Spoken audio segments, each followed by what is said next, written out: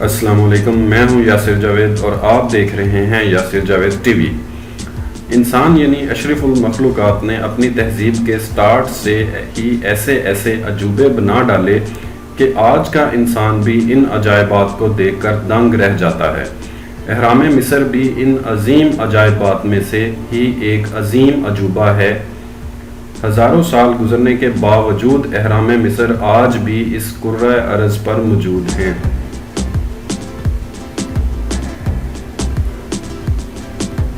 یہ دیو ہیکل تعمیرات کب، کہاں اور کس نے بنائی، ان کی ہسٹری جاننے کی کوشش کرتے ہیں۔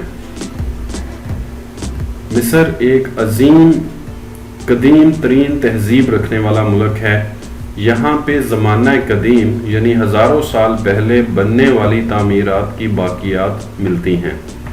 اہرام مصر تقریباً 2500 سال سے 3000 سال قبل مسیح میں تعمیر کیے گئے۔ حضرت عیسیٰ علیہ السلام کے اس دنیا میں تشریف لانے سے پہلے یہ بنائے جا چکے تھے۔ مصر کے اندر ان پیرامڈز کی ٹوٹل تعداد 138 ہے۔ اس قدیم دور میں ایجپشنز کا یہ عقیدہ تھا کہ جب کوئی انسان مر جاتا ہے تو اس کو حنوط کر لیا جاتا ہے، یعنی اس کو ممی کی فارم میں محفوظ کر لیا جاتا ہے۔ تو ان کے جو بادشاہ جب مر جاتے تھے وہ اپنی تمام دولت یعنی سونا، ہیرے، جواہرات، کرنسی، حتیٰ کہ اپنے تمام خدمتگار اور کنیزوں کو بھی ساتھ ہی دفن کر دیا جاتا تھا۔ ان کا یہ عقیدہ تھا کہ مرنے کے بعد جب وہ دوبارہ زندہ ہوں گے تو وہ ان چیزوں کو استعمال کر سکیں گے۔ ان فیرونوں کی ڈیڈ باڈیز کو حنوط کر کے یعنی ممیز بنا کے پیرامڈ کے اندر دفنا دیا جاتا تھا۔ جب نیا آنے والا فیرون اس کی جگہ لیتا وہ سارا سامان اس اہرام یعنی پیرامڈ سے نکلوا لیتا۔ ان پیرامڈز میں جو سب سے بڑے اور مشہور پیرامڈز ہیں ان کے نام ہیں خوفو، خفرا اور منکور۔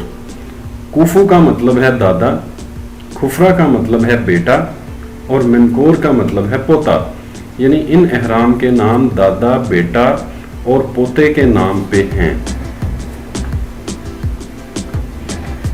عباسی خلیفہ مامون الرشید کے دور میں ان اہرام کی تزئین و آرائش کی گئی۔ یہ پیرامڈز قاہرہ سے صرف 20 کلومیٹر کے فاصلے پہ ہیں۔ خوفو 3800 سال تک انسان کی بنائی ہوئی سب سے بڑی عمارت رہی ہے۔ اس کو بنانے کے لیے 2300 پتھر استعمال ہوئے تھے۔ اس کی تعمیر کے دوران اس کی جو بیرونی تہ یعنی آؤٹر لیئر ہے اس کو چونے کے پتھر سے بنایا گیا تھا۔ اس چونے کے پتھر کی یہ خاصیت تھی کہ جب اس پہ سورج کی روشنی پڑتی تو اس کی ریفلیکشن کو سینکڑوں کلومیٹر تک دیکھا جا سکتا تھا، لیکن وقت گزرنے کے ساتھ ساتھ چونے کے پتھر کی لیئر ختم ہو گئی۔ اس اہرام سے چونے کی لیئر کا ڈی ٹیچ ہونے کی ایک وجہ 1303 عیسوی میں آنے والا زلزلہ تھا، جس کی وجہ سے یہ پتھر اکھڑ کر گر گیا۔ پھر مملوک سلطان ناصر الدین الحسن کے دور حکومت میں یہاں سے پتھر اتار کر ان سے ایک قلعہ اور مسجد تعمیر کی گئی۔ اس کے علاوہ 19ویں صدی کے سٹارٹ میں محمد علی پاشا نے بھی یہاں سے پتھر اتار کر قاہرہ میں مسجد تعمیر کروائی تھی، جو کہ آج بھی مسجد محمد علی کے نام سے مشہور ہے۔ اہرام مینکور کی وفات کے وقت یہ اہرام نامکمل تھا، جسے بعد میں اس کے جانشین نے مکمل کروایا تھا۔ ابو الہول کو سفینکس بھی کہا جاتا ہے۔ دوستو، ان اہرام سے کچھ ہی فاصلے پر ایک بہت بڑا مجسمہ ہے، اسے ابو الہول یا سفینکس کہا جاتا ہے۔ اس مجسمے کا سر انسان کا ہے اور دھڑ یعنی باڈی شیر نما ہے۔ ابو الہول عربی زبان کا لفظ ہے جس کے معنی خوف کا باپ یا فادر آف ٹیرر کے ہیں۔ ابو الہول کی عمر کے بارے میں بھی لوگوں میں تضاد پایا جاتا ہے۔ کچھ مورخین کہتے ہیں کہ یہ 7000 سال قبل مسیح یعنی بیفور کرائسٹ بنا، اور کچھ دوسرے مورخین کے نزدیک 2500 سال قبل مسیح اس کو تعمیر کیا گیا۔ اس مجسمے کی ہائٹ تقریباً 66 فیٹ ہے اور یہ 240 فیٹ اس کی لینتھ ہے۔ یہ قاہرہ سے تقریباً 80 کلومیٹرز دور ہے اور یہ چونے کے پتھر کو کاٹ کر بنایا گیا ہے۔ تاریخ کے مطابق اس کو بنانے کے لیے 110 سکلڈ ورکرز نے تقریباً 3.5 سال کام کیا۔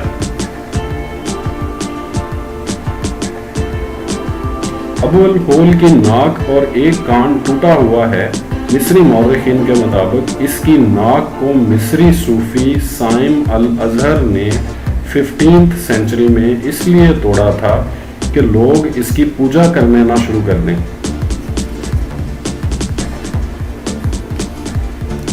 یہاں پہ ایک سوال یہ بھی پیدا ہوتا ہے کہ اہرام مصر بنانے کے لیے یہ بھاری بھرکم پتھر کس طرح اتنی اونچائی تک پہنچائے گئے، جبکہ اس دور میں ٹیکنالوجی بھی اتنی ایڈوانس نہیں تھی۔ اتنے بڑے پتھر دیکھ کر بہت سے سوالات ذہن میں آتے ہیں۔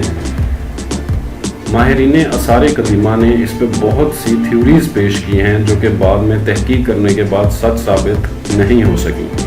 اس میں ایک قابل ذکر تھیوری یہ بھی ہے کہ ان کے پاس ایک ایسی ٹیکنالوجی یا تکنیک تھی جس سے کشش ثقل یعنی گریوٹی کو ختم کیا جا سکتا تھا، اور ویٹ لیس ہونے کی وجہ سے ان پتھروں کو آسانی سے اونچائی تک لے جایا گیا۔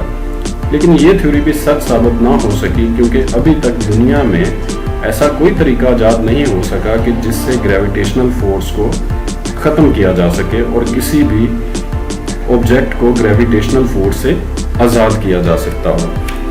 اس کے بعد ایک تھیوری یہ بھی پیش کی گئی کہ یہ پیرامڈ شاید کسی اور مخلوق یعنی ایلینز نے بنائے ہیں۔ ان سارے مفروضات کو اگر ہم ایک سائیڈ پہ رکھ کر ان اہرام کی کنسٹرکشن پر غور کریں تو پتہ یہ چلتا ہے کہ ان کو تعمیر کرنے والے لوگ میتھمیٹکس کے رولز اور جغرافیہ کے بارے میں حد درجہ معلومات رکھتے تھے،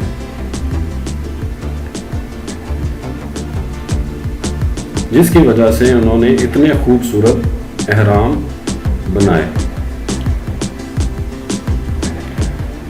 فرعون کسی ایک بادشاہ کا نام نہیں تھا بلکہ یہ ایک لقب تھا اور ہر نئے آنے والے بادشاہ کو فرعون ہی کہا جاتا تھا۔ ان میں سے ایک فرعون جس کو ریمیسس بھی کہا جاتا ہے، اس کا قرآن میں بھی ذکر ہے اور یہ حضرت موسیٰ علیہ السلام کے دور میں بادشاہ بنا تھا۔